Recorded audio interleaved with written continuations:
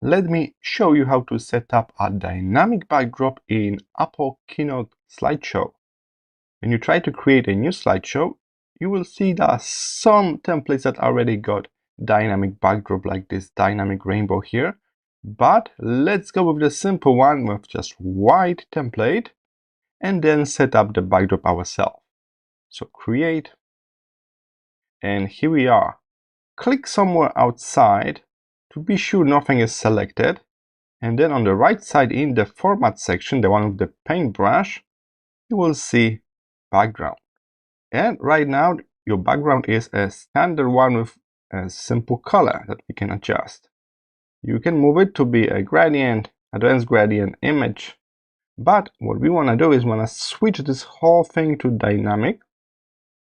And now we can see some previews. So we can select some previews here, ready to use dynamic backdrops. And as you can see, they got this gentle movement, very nice to grab attention. But that's not all. You can customize it even further. You may notice this color pattern at the bottom here. So if I modify the main color here,